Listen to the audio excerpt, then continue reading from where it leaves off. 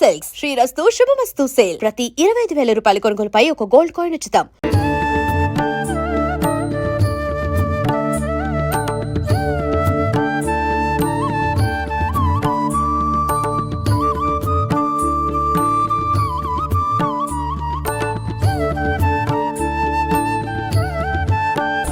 నమస్కారం, welcome to I dream. మన సంస్కృతి కార్యక్రమానికి స్వాగతం. నేను మీ విజిత. ఇక్కడ క్షేత్రంలోకి అమ్మవారి దర్శనం కోసం వచ్చేంత వరకే జీవుడు సతమతం అవుతూ కష్టాలు, దుఃఖాలు, బాధలు సతమతం అవుతూ ఉండాల్సిన అవసరం ఉండొచ్చు. ఇక్కడ వచ్చిపోయిన తర్వాత వాళ్ళకి ఆ బెడద ఉండదు. వచ్చే వాళ్ళే పుణ్యాత్ములు అంతే. ఒకవేళ కాలం వాళ్ళని ఇంకా ఏ పాలే ఇబ్బందులు పెట్టాలి, కర్మలు వాళ్ళని ఇక్కడ వరకు రానియకపోవచ్చు, వాళ్ళ దృష్టికి వీడియోస్ పడకపోవచ్చు, యూట్యూబ్ లో వాళ్ళకు నోటిఫికేషన్ రాకపోవచ్చు. వచ్చింది, చూసాము, విన్నాము అంటే నీ జన్మ పావనం కావడానికే భగవంతుడు నీకు అది చూపించాడు. వచ్చి అమ్మ దర్శనం చేసుకొని పోండి. ఇక్కడ ఏ రిస్ట్రిక్షన్స్ ఉండవు, ఏ బలవంతం ఉండదు. అమ్మవారిని చక్కగా సేవించుకోవచ్చు, సేవాభావంతో కూడా మీ సేవని వెల్లడించవచ్చు. ఇక్కడ ఇది అఖండ జ్యోతి. ఇది మొదటిదా? ఇక్కడ ఒకటి ఉంటుంది, గర్భాలయంలో 9 ఉంటాయి. ఇది మహాకాళి స్వరూపం. దశ మహావిద్యలో మొదటి విద్య మహాకాళి. ఇక్కడ ఒక అఖండ జ్యోతి ఉంటుంది, గర్భాలయంలో 9 ఉంటాయి. ఇక్కడేమో విజయ చాముండేశ్వరి మాత క్షేత్రపాలిని. ప్రతి పుణ్యక్షేత్రంలో ఒక క్షేత్రపాలకుడు ఉంటాడు. అంటే ఎక్కడైనా మనకు క్షేత్రపాలకులు అనంటే గ్రామ దేవతలే ఉంటారా, లేదంటే వాహనాలు అలా ఉంటాయంటారు కదా, భగవంతుడికి సంబంధించిన వాహనాలు అలా ఏం కాదా? లేదు, గ్రామ దేవతలని కాదు. మనకు శివుని ఆలయాలకు క్షేత్రపాలకుడిగా కాలభైరవ స్వామి, చండేశ్వరుడు, ఇకపోతే హనుమంతుడు కూడా ఉంటుంటాడు కొన్ని దేవాలయాల్లో. వైష్ణవాలయాలకు చాలా వరకు హనుమంతుడు, గరుత్మంతుడు, ఇంకా కొంతమంది ప్రసిద్ధాత్మకమైన దేవాలయాల్లో దేవుళ్ళు ఉంటారు.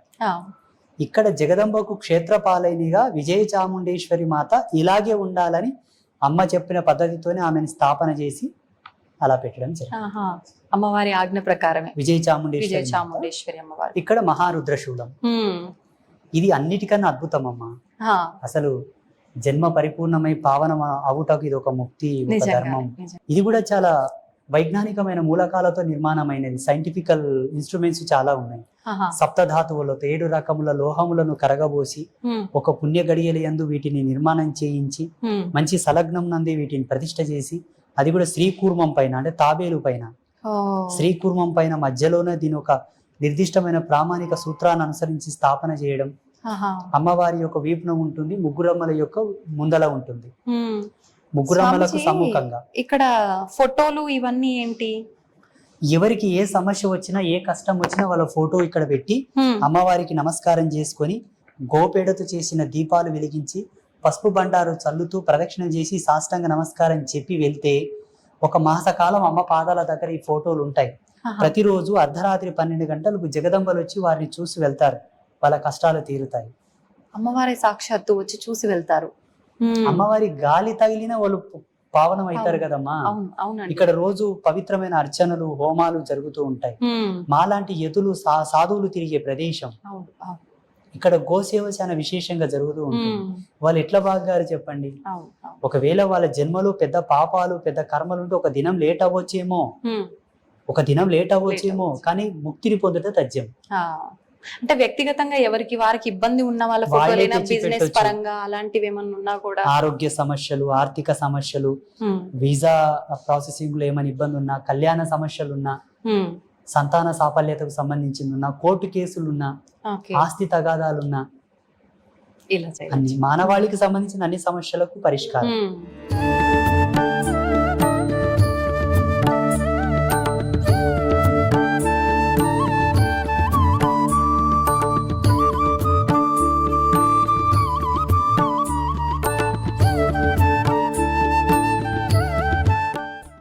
ఇప్పుడు ఇంతకుముందు బయట మనం అఖండ జ్యోతి చెప్పుకున్నాం కదా, మహాకాళి స్వరూపం. ఇక్కడ 9 అఖండ జ్యోతులు ఉంటాయి. అక్కడ ఒక అఖండ జ్యోతి, ఇక్కడ 9, మొత్తం 10. దశమహావిద్యలు లైవ్లో ఉంటారు ఇక్కడ. ఒక విగ్రహం రూపంలో లేకపోతే ఒక యంత్ర రూపంలో కాకుండా లైవ్ లో వాళ్ళు వెలుగుతూ లోకానికి వెలుగునిస్తున్నారు ఇక్కడ నుంచి. అంటే ఒకే ప్రమిదలో మనం 9 దీపాలు వెలిగించాలా స్వామిజీ? ఒకవేళ ఆ ఒత్తి చిన్నగా దగ్గరికి అయిపోతూ ఉంటే పక్కన ఇంకొక ఒత్తి 3 వెత్తులు కలిపి ఒక ఒత్తిగా చేసి పక్కన వెలిగించి ఈ ఒత్తిని లోపలికి వదిలేస్తూ ఉంటాం. ఇప్పుడు దీనికి సంబంధించిన విధానం అంతా మీరు చూసుకుంటుంటారా దగ్గరుండి, లేదంటే ఈ 2 జ్యోతులను చూసుకోవడానికి ఒక పూజారి ఉన్నాడు సపరేట్. ఓన్లీ జ్యోతులు చూసుకోవడానికి ఉదయం సాయంత్రం నూనె పోయడం, కోడి తీసి మళ్ళీ కొత్తగా వేయడం, చక్కగా అదంతా ప్రదేశం క్లీన్ చేయడం, నూనె అయిపోతే ముందస్తు జాగ్రత్త నూనె తెప్పించి పెట్టి స్టోర్ చేసుకోవడం అంతా వారే చూస్తూ ఉంటారు. వారికి నెల నెల వారికి సరిపడ జీతభత్యం ఇస్తూ ఉంటారు. ఇక్కడ జగత్ కళ్యాణకర్తలైనటువంటి 3 అమ్మలు, ఈ బ్రహ్మాండానికి మూలం ఈ 3 తల్లి. స్వామీజీ, నాదొక డౌటు.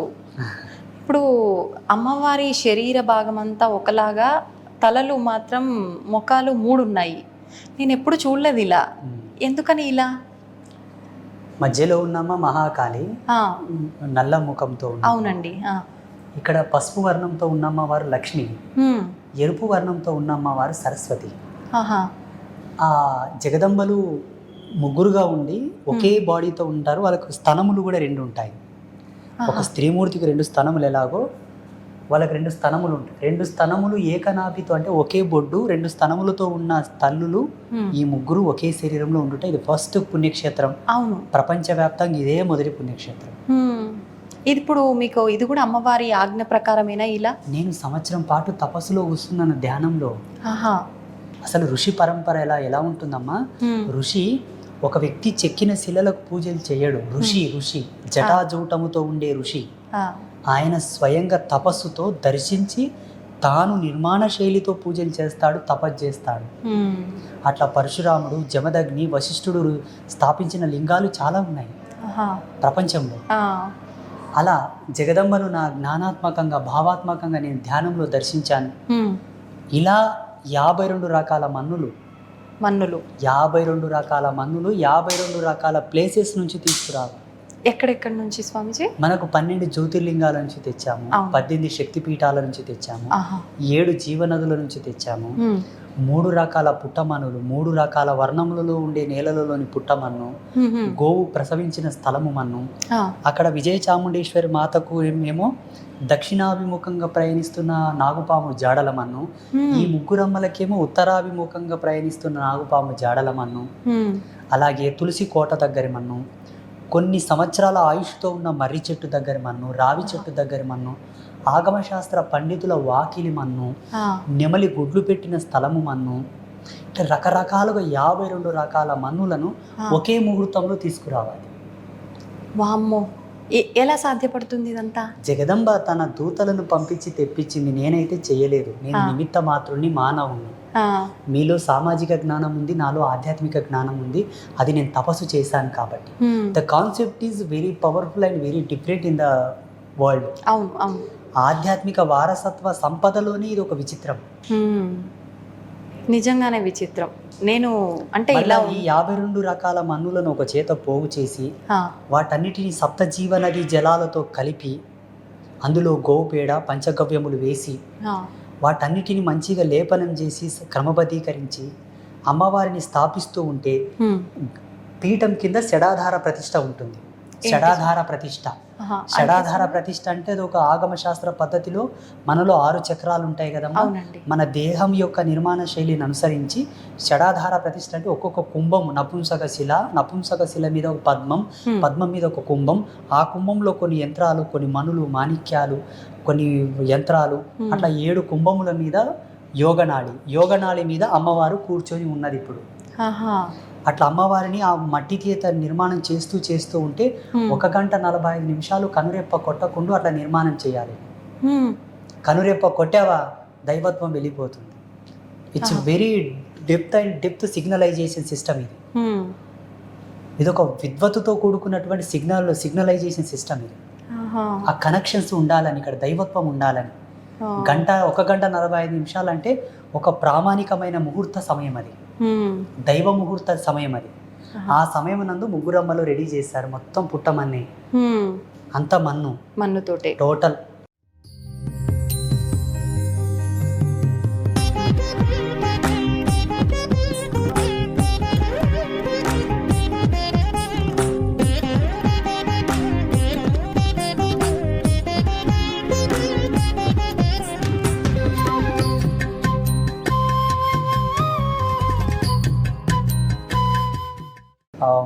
3 రకాల పుట్టమన్ను, నల్లరేగడిలో నుంచి నల్ల పుట్టమన్ను, ఆహా.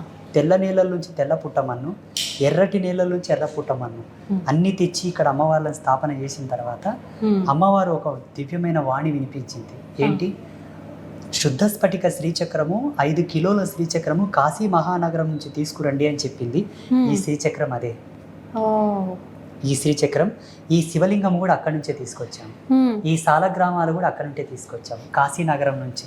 గురుగారు, ఇప్పుడు ఇవి 4 రకాలుగా ఉన్నాయి కదా, ఏది ఏది అనుకోవాలి? స్ఫటిక, సాలగ్రామం. ఇవి 4 వర్ణాలతో ఉండడానికి కూడా అమ్మవారి యొక్క పారదర్శకమైన సూత్రం ఉన్నది. అందులో చతుర్వేద స్వరూపకంగా 4 వర్ణాలతో ఉన్నాయి. 4 వేదాలకు 4 సాలగ్రామాలు తీసుకొచ్చాము. ఇంకపోతే ఈ జగదంబలు ముగ్గురు అమ్మవాళ్ళు, మహాకాళి, మహాలక్ష్మి, మహాసరస్వతి అమ్మవార్ల మీద పాము పడగలు ఉంటాయి.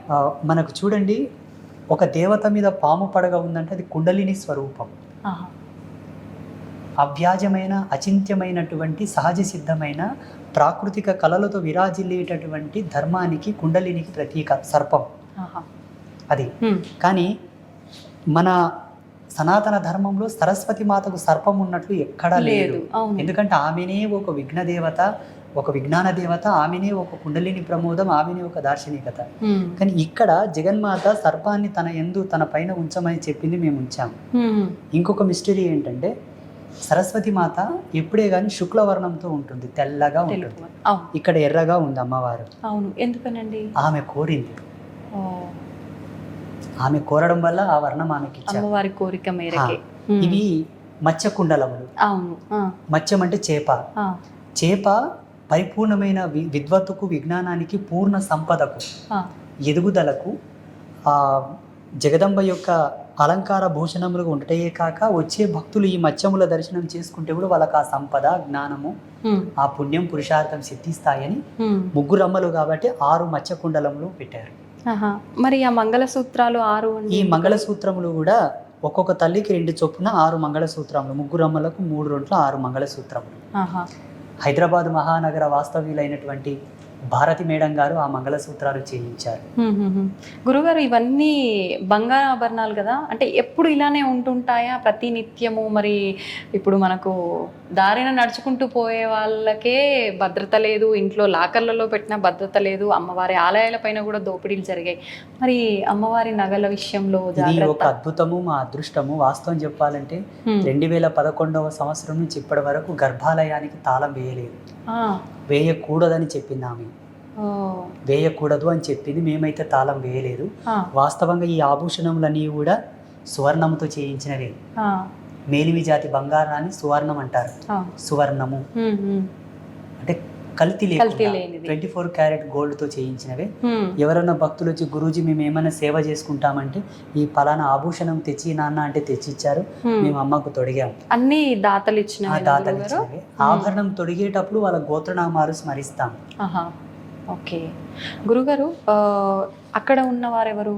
అమ్మవారి యొక్క ఉత్సవమూర్తి. ఈ ముగ్గురమ్మల యొక్క ప్రాణశక్తి అనుకోండి. ఏమన్నా పల్లకి సేవ చేసినా, రథోత్సవం చేసినా, శయనోత్సవం చేసినా, అమ్మవారిని ఊంజాల్ సేవ చేసినా ఆ ఉత్సవమూర్తితో చేస్తారు. అట్లా. ఓకే గురుగారు, నాకు ఒక డౌట్. ఇప్పుడు అమ్మవారు అనగానే ఇప్పుడు ఏ అమ్మవారి పేరుతో అయితే ఉన్నారో ఆమెకు సంబంధించిన సేవలు, ఉత్సవాలు, ఊరేగింపులు, పూజలు ఏమున్నాయో అవి చేస్తారు. మరి ఇక్కడ చూస్తే అంటే శరీరం అంతా ఒకటైనా ముగ్గురు రూపాలు కనిపిస్తున్నారు కదా, ఎటువంటి పూజలు జరుగుతుంటాయి? ప్రత్యేకమైన పూజలు ఏమైనా జరుగుతుంటాయా? ముగ్గురమ్మల సంయుక్తమైనటువంటి సాధన ఒకటి ఉంటుంది.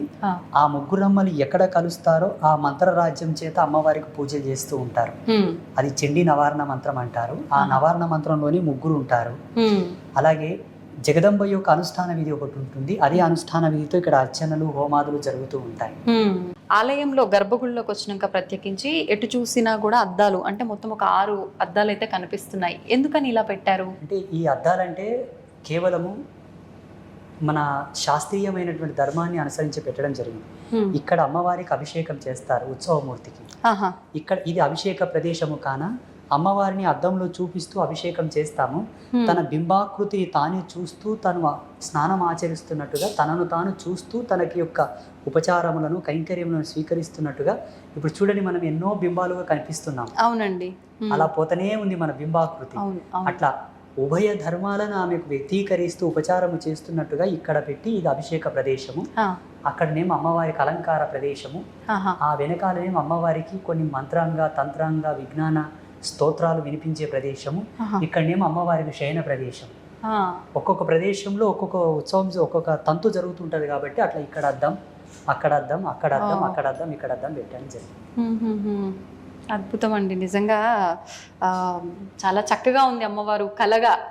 లక్ష్మీదేవి అంత కలగా ఉందని చెప్పాలనిపిస్తోంది. నిజంగా చాలా చక్కగా అమ్మవారు, నిజంగా వింత. ఇదొక ఈ శంఖ కలశం కూడా ఒక అద్భుతం అమ్మ. ఈ శంఖ కలశం ఉంది కదా, ఈ కలశం అనేది ఇప్పుడు మనకు దేవాలయాల్లో కొబ్బరికాయ పెడతారు, కలశాల మీద కొబ్బరికాయ పెట్టుంటారు. ఇక్కడ దక్షిణావృత శంఖ కలశం ఉంటుంది, బయటనేమో క్షేత్రపాలిని దగ్గర వామావృత శంఖ కలశం ఉంటుంది. ఈ దక్షిణావృత శంఖం సాక్షాత్తు లక్ష్మీ స్వరూపం. అందుకే గర్భాలయంలో రోజు ఆ నీళ్లు పారబోసి నూతన జలము నింపి అందులో పవిత్ర ద్రవ్యం వేసి చూడడానికి ఒక అబ్బాయి సపరేట్ పూజారి ఉంటారు, దానికోసం బయట కలశంకి ఒక అబ్బాయి సపరేట్ ఉన్నారు. అమ్మవారికి అలంకరణ అది చేయడానికి ఒక ఆచార్యులు ఉన్నారు, అర్చనకు హోమానికి ఒకరు ఉన్నారు, ప్రతిదానికి ఒకరొకరు ఉన్నారు. నేను ఇక్కడ ఉన్నా లేకున్నా వాళ్ళు చూస్తారు. గురుగారు, ఆలయ పై నిర్మాణం కూడా మనకు ఒక గోపురం చూసిన మాదిరిగా ఉంది. ఎందుకని ఇలా డిజైన్ చేశారు? పైన శ్రీచక్రము. మళ్ళీ ఆలయం యొక్క ధర్మాన్ని అనుసరించి ప్రతి దేవాలయంలో కూడా పిరమిడ్ టైప్ ఆఫ్ స్టెప్స్ ఉంటాయి. అవును, దేవాలయంలో ఉచ్చరించే మంత్రాల యొక్క చాంటింగ్, ఆ వైబ్రేషన్స్ కూడా ఒక విధమైన పారదర్శక సూత్రాన్ని అవలంబింపజేసుకొని ఆలయం అంతా ప్రసరించడానికి ఒక డ్రోమ్ పైన ఒక శ్రీచక్రాన్ని అమర్చారు. అవునండి, ఆ శ్రీచక్రం ఏంటంటే కింద ఇక్కడ మనకి ఇక్కడ కనబడుతుంది, నేలలో లైటింగ్ ఫోకస్ తక్కువ ఉంది కాబట్టి తక్కువ కనిపిస్తోంది. ఇక్కడ కూర్చొని అమ్మవారికి గవ్వల పూజ చేస్తారు ఈ శ్రీచక్రం పైన. అది పైనుంచి రిఫ్లెక్ట్ కావడానికి, ప్రతిబింబం పడడానికి పైన అమర్చారు. ఇక్కడ గవ్వల పూజ చేస్తారు. ఇప్పుడు ఇది కూడా అమ్మవారి ఆజ్ఞన, మీరు అనిపించి ఇలా నిర్మించారా? నా మతిలోకి ఒక ఆలోచన వస్తుంది అంటే ఆ తల్లి యొక్క సిగ్నలే. ఆమెనే తెప్పిస్తుంది, ఒరే మూర్ఖుడా ఇది చేయరా అని నాకు చెప్తుంది, చేస్తాను.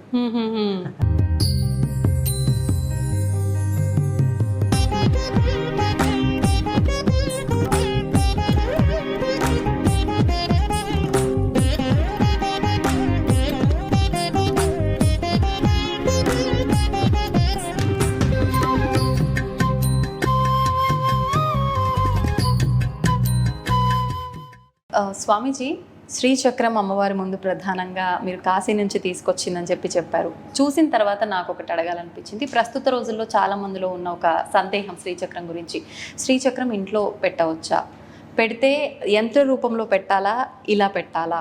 నిజంగా పెడితే కనుక నియమాలు ఎక్కువగా పాటించాలా? రకరకాల సందేహాలు ఉన్నాయండి, దాని గురించి తెలియజేయండి. ఇంట్లో శ్రీచక్రాన్ని ఉంచుకోవచ్చు, అది శాస్త్ర సమ్మతమైన విషయం. మన ధర్మశాస్త్రాల్లో విగ్రహాలు పెట్టుకున్నా, శ్రీచక్రం పెట్టుకున్నా, శివలింగం పెట్టుకున్నా ఒక ప్రామాణికమైన కొలత చెప్పారు. యజమాని వేళ్ళు ఇక్కడ నుంచి ఇక్కడ వరకు ఏ సైజు ఉన్నాయో ఆ సైజు మాత్రం పెట్టుకోవాలి. యజమాని 5 వేళ్లలో ఏ సైజు వేలుకున్న ప్రామాణికతను అనుసరించి లింగాలు కానీ, శ్రీచక్రములు కానీ, దేవతా విగ్రహములు కానీ పెట్టుకొనవచ్చు. మరి ఇప్పుడు 5 అన్నారు కదా, 5 వేలు అంటే ప్రత్యేకించి మీ యొక్క స్తోమతిని అనుసరించి అన్ని వేళలు ఏ ఒక వేలి సైజుతోనైనా పెట్టుకోవచ్చు. పాయింట్ ఏంటంటే దేవతా విగ్రహాలు లోపల ఓళ్ళుండి బొళ్ళున్న విగ్రహాలు పెట్టుకోవద్దు. గట్టిగా ఫిల్ అంటే మొత్తం నిండుగా ఉన్న విగ్రహాలు పెట్టుకోండి, అది శాస్త్ర మర్యాద. శ్రీచక్రం కూడా లోపల మొత్తం ఓళ్ళు ఉంటుంది, బయట నుంచే పిరమిడ్ లాగా ఉంటుంది, లోపల ఓళ్ళు ఉంటుంది. అటువంటి శ్రీచక్రం పెట్టుకొనవద్దు. రెండవది, స్ఫటిక శివలింగమునకు, స్ఫటిక స్త్రీ యంత్రమునకు గృహస్థులు పూజ చేయకూడదు. అవి యతులు, సన్యాసులు, తాపసులు చేసేటటువంటి శ్రీచక్రములు, శివలింగములు. గృహస్థులు లోహ శ్రీచక్రములను, లోహపు శివలింగములను, అలాగే పాలరాయి శ్రీచక్రము, పాలరాయి శివలింగమును పూజించుకొనవచ్చు. వెండి కానీ, బంగారు కానీ, లేకపోతే నల్లరాతి శివలింగం, నల్లరాతి శ్రీచక్రమును పూజించుకోవచ్చు.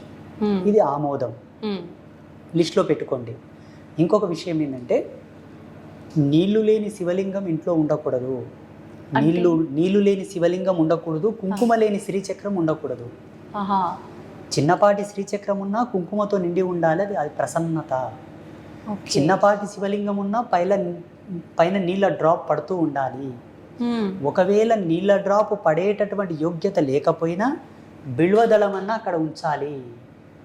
బిల్వదళం ఉంచడానికి యోగ్యత లేకపోయినా అంత భస్మం అన్న శివలింగం మీద ఉంచాలి. భస్మం ఆహా. గోపేడతో చేసిన గోపేడతో చేసిన బూడిదన ఉంచాలి. మంచి సుగంధభరితమైనటువంటి ప్యూర్ భస్మాన్న ఉంచాలి. అది భస్మం లేక నీళ్లు లేక శివలింగం ఉండకూడదు, కుంకుమ లేక పసుపు లేక శ్రీచక్రం ఉండకూడదు. శ్రీచక్రాన్ని వేయొచ్చు, శ్రీచక్రం మీద పసుపు కూడా వేయొచ్చు. అందరూ పూజించుకొనవచ్చు, అందరూ పుణ్యభాజనులై విరాజిల్లవచ్చు. శాస్త్రం ఎక్కడ కూడా ఎవరికి ఏ ఆంక్షలు పెట్టలేదు. ఈ మిడిమిడి జ్ఞానంతో కూడుకున్న పండితులు, ఈ పండిత శిఖామణులందరూ కూడా జనాలను భయభ్రాంతులకు గురి చేసి ఆధ్యాత్మిక వారసత్వం నుంచి దూరం చేయడానికి చేసినటువంటిది ఇదంతా. అలాగే రాగిరేకు శ్రీచక్రం కూడా పటము ఉంచుకొనవచ్చు. బీజ మంత్రాలు లేని శ్రీచక్రం ఉంచుకోవలే.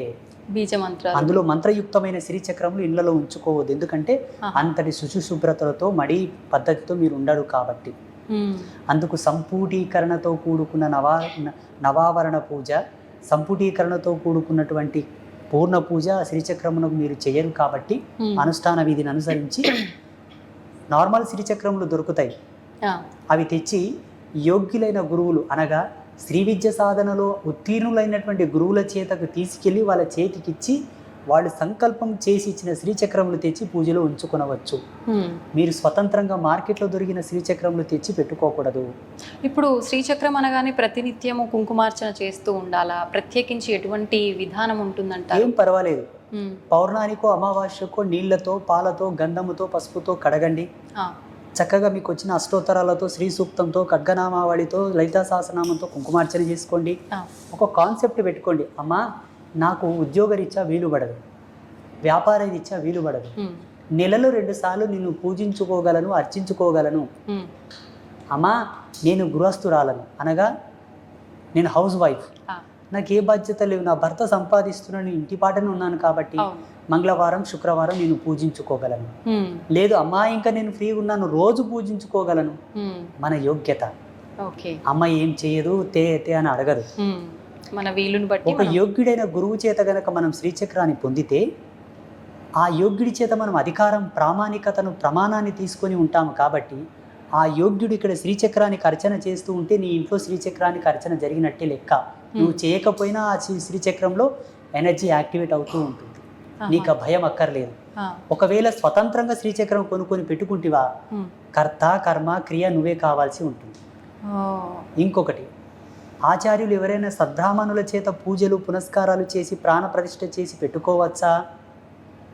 అట్టి ఆచార్యులు కూడా అంత సత్యపరాయణులై శ్రీ విద్య సాధనలో మెలకువలు తెలిసిన వాళ్ళై ఉంటే, ఇప్పుడు పురోహిత వర్గం కూడా ఏమి శుద్ధి చేస్తున్నారమ్మా? విగ్రహాలకు కనీస శుద్ధి చేయట్లేదు, యంత్రాలకు వాళ్ళేం శుద్ధి చేస్తారు? చూసుకోవాలి. నేను అబ్జర్వ్ చేస్తున్నాను, చాలా మంది గుళ్ళు గోపురాలు కట్టేటప్పుడు ఆలయ ప్రతిష్టలు చేసే వీడియోలు లైవ్లో పెడుతున్నారు కదా, ఎలా తంతులు చేస్తున్నారు అని చూస్తూ ఉంటాను. జనాలకా సబ్జెక్టు తెలియదాయే, వీళ్ళేదో చేస్తుంటారు, వీళ్ళకి అర్థం కాదు కదా. అందుకే ప్రతి ఒక్క పర్సన్ స్పిరిచువల్గా డెవలప్ కావాలి, నాలెడ్జ్ పరంగా. అవునండి. ఆగమ శాస్త్రాలు చదవండి, ఉపోద్ఘాతమైన గ్రంథాలు చదవండి, కొన్ని ధర్మశాస్త్రాలు చదవండి. మీకు అర్థమవుతుంది ఆచార్యులు కరెక్ట్ చేస్తున్నారా లేదా. అప్పుడు ప్రశ్నించవచ్చు, ఏమయ్యా ఏం వేస్తున్నావు అక్కడ? ఒక చిన్న ట్రిక్ చెప్పనా, మీకు సమయం ఉంది కదా. దేవతా విగ్రహ ప్రతిష్ఠ చేసేటప్పుడు మీరు ఇంతకు ముందు ఒక వీడియోలో అడిగారు, వాస్తవంగా దేవుని తంతే కూడా ఏం చేయడం స్వామి, దేవిని కుదిపేసి తీసేస్తే కూడా ఏం చేయడం స్వామి అంటే, వాస్తవంగా నెగిటివ్ కాన్సెప్ట్తో గనక దేవిని తాకాలనిపోతే ఆటోమేటిక్గా విగ్రహమూర్తిలో కరెంట్ జనరేట్ అయ్యి షాక్ కొట్టేది. సద్భావనతో, పరిమళత్వంతో, ప్రేమతో, భక్తితో వెళ్తే ఆ విగ్రహంలో ఎనర్జీస్ డౌన్ అయిపోయి మనల్ని ఏం చేసేవి కావు. అలా టెక్నికల్గా స్థాపన చేసేవాళ్ళు దేవతా విగ్రహాలు. అంతటి పవర్ రావాలంటే దేవతా విగ్రహం కింద ప్యూర్ నవరత్నాలు, ప్యూర్ సప్తధాతువులు, పరిపూర్ణమైన హస్తముల చేత లిఖింపబడినటువంటి యంత్రరాజ్యము, ఒక్కొక్క యంత్రమునకు 1,000,000 జపాలు ధారబోయాలి, పవిత్రమైన వనస్పతులు, ఇలా నిక్షిప్తం చేయబడినదే దేవత ప్రతిష్ట. బయట విగ్రహాలు ఎట్లా స్థాపన చేస్తున్నారు ఆచార్యులు? 1,00,00,000 రూపాయలు పెట్టి గుడి కడతారు, ప్లాస్టిక్ నవరత్నాలు తెచ్చేస్తారు. అక్కడ ప్లాస్టిక్ పంచలోహాలు వేయకుండా ఏం చేస్తారంటే స్టెయిన్లెస్ స్టీల్ కాయిన్స్ పోస్తారు, కుంభాలు కుంభాలు గుమరిస్తారు. సత్య సనాతన ధర్మం చెప్పింది ఏంటంటే పూజలో ప్లాస్టిక్ వాడకూడదు, రబ్బర్ వాడకూడదు, స్టెయిన్లెస్ స్టీల్ సామాన్లు వాడకూడదు, ఐరన్ మెటల్ వాడకూడదు, ఇక్కడ రాతి వెండి పాత్రలు కూడా వాడకూడదు. దేవతల యొక్క పాత పద్మముల చెంత దేవత మందిరం నందు దేవత యొక్క స్థానంలో దేవత యొక్క ఆభూషణంలో 3 లోహాలు చెప్పారు, బంగారు, వెండి, రాగి. అక్కడ ఆచమన పాత్రలు, జల పాత్రలు, హారతి పళ్ళెము, హారతి స్పూన్, కంచువి వాడవచ్చు, శ్రేష్టమైన కంచు ధాతువుతో చేసినవి. ఇవి ఆమోదం. ఇవి ఇంట్లో కూడా ఇవే వర్తిస్తాయి. ఇంట్లో కూడా పూజా మందిరంలో ఇవే ఉండాలి, ఇవి మినహా వేరే ఉండకూడదు. మీరు మీ పిచ్చి పిచ్చినంత తెచ్చి పూజలు చేస్తామంటే మీరు మొదట అడిగినట్టనే దేవతలు రిఫ్లెక్ట్ అవ్వరు. నువ్వు నెత్తి బాదుకొని కొయ్యో ముర్రో అన్న దేవతలు పలకరు. స్వామీజీ, ఇప్పుడు మీరు చెప్పినట్టు ఇక్కడ మీరు చెప్పిన లోహాలకు సంబంధించినవి మాత్రమే ఉన్నాయి, ఎక్కడ ప్లాస్టిక్ కానీ స్టీల్ కానీ కనిపించట్లేదు. ఒకటి మాత్రం నాకు కొంచెం ప్రత్యేకంగా కనిపిస్తుంది అలంకరణతో, అదేంటో తెలుసుకోవాలని. ఇది మారేడుకాయ యొక్క గుజ్జుతో అలంకారంగా చేసింది. హైటెక్ సిటీలో ఉంటారు మా తల్లి, చాలా భక్తి పరాయణురాలు, చాలా చాలా ఆ తల్లికి జన్మనిచ్చినటువంటి తల్లిదండ్రులకు ధన్యవాదాలు. ఎంత భక్తి అంటే అంత భక్తి. వారు మన పీఠానికి ఎకరా భూమి దానం చేశారు. హైటెక్ సిటీలో ఉంటారు, వారి పేరు చెప్పొచ్చో లేదు, ఏమనుకుంటారో ఏమో పాపం. అమ్మగారు నిన్న కార్తీక పౌర్ణమి శుభ సందర్భంగా దీన్ని తెచ్చిచ్చారు. ఈ మారేడుకాయ భరణి లోపల కుంకుమతో అర్చన చేస్తే 1 కోటి రెట్ల పుణ్యం, రిజల్ట్ కూడా తొందరగా వస్తుంది. కాబట్టి ఆ పుణ్యాత్మరాలు తెచ్చిచ్చిన ఆమె చల్లగా ఉండుకోకు జగదంబ యొక్క దీవెనలతో. ఇది మారేడుకాయతో చేసిన భరణి, ఇలా మీ ఇళ్లలో కూడా ఉంచుకోవచ్చు. జగదంబ పాదాల దగ్గర ఇటువంటి కుంకుమ భరణి ఉంచినా మీకు సంపద్వృద్ధి, ఇష్టసిద్ధి. అంటే మామూలుగా నేను విన్నాను గురుగారు, మారేడుకాయ లోపల కొంచెం పైన తీసి లోపల గుజ్జు తీసేసి ఎండిన తర్వాత విభూది పోసి పెట్టుకొని ధారణ చేస్తే బాగుంటుంది అని చెప్పి. ఇప్పుడు ఇది మనం అభిషేకానికే కాకుండా మనం అలా స్టోర్ చేసుకొని మనం ధారణ చేసిన బాగుంటుంది. ఎటువంటి ఫలితం ఉంటుంది దానివల్ల? దీని లోపల భస్మాన్ని ఉంచి శివారాధన చేయవచ్చు, చందనము ఉంచి విష్ణు ఆరాధన చేయవచ్చు, కుంకుమ పసుపు ఉంచి జగదంబ ఆరాధన చేయవచ్చు, అక్షింతలు ఉంచి సూర్యనారాయణ మూర్తి ఆరాధన చేయవచ్చు. ఏ దేవత తాలూకు సంబంధించిన ప్రీతిపాత్రమైన ద్రవ్యం నుంచి వాళ్ళని పూజించవచ్చు. ఇందులో పడ్డ తర్వాత దీనిలో ఉన్న సహజత్వం గుణము ప్రబలం అవుతుంది, హెచ్చవుతుంది, ఎక్కువగా అవుతుంది, ఎనర్జీ ఇంకా ఎక్కువ డెవలప్ అవుతుంది, పుణ్యం పురుషార్థం తొందరగా వస్తాయి. మనం అనుకున్నంత తొందరగా రిజల్ట్ వస్తుంది. కాబట్టి దీన్ని అలా వాడవచ్చు. అయితే స్వామీజీ, ఇప్పుడు ఇంట్లో శ్రీచక్రం పెట్టుకున్నప్పుడు అలా కుంకుమ ఎప్పుడు ఉండాలి అని అన్నారు కదా, ఎవరైనా వచ్చినప్పుడు చాలా మంది మనం పూజా ద్రవ్యాలకు సంబంధించింది మన పూజ రూమ్లో అవి తీసుకొచ్చి ఇవ్వాలి అని అంటే కొంచెం ఆలోచిస్తారు. అంటే ఎక్కడ మా పుణ్యం వాళ్ళకి వెళ్ళిపోతుంది అనుకుంటారో ఏంటో తెలియదు. కానీ అలా అంటే అమ్మవారి దగ్గర నుంచి తీసుకొచ్చిన కుంకుమ వాళ్ళకి మనం ధారణ చేయొచ్చు. శాస్త్రంలో కొన్ని నియమాలు చెప్పారు. అష్టమి, అమావాస్య, సూర్యగ్రహణ, చంద్రగ్రహణ సమయమునందు పూజా మందిరం నుంచి ఏవి కూడా తీసి వేరే వాళ్ళకి ఇవ్వకూడదు. మిగతా సమయంలో ఏమీ కాదు. ఓకే, లేనిపోయిన ఆంక్షలు పెట్టుకోకండి. నీ ఇంటికి ఒక ఎత్తి వచ్చిందంటే శివస్వరూపం, ఆయనలో చెడ్డ ఉద్దేశం ఉండుగాక. నీవు ధర్మంతో నీ పతి నీ ఇంట్లోనే ఉంటుంది, అనుమానం వలదు, శంకించవలదు. నీ ఇంటికి ఒక ముత్తైదు వచ్చిందంటే సాక్షాత్తు జగదంబయ్యే. మళ్ళీ లేనిపోయిన ఆంక్షలు ఏంటి? అవన్నీ లేనిపోయిన అనుమానాలు అంటుంది.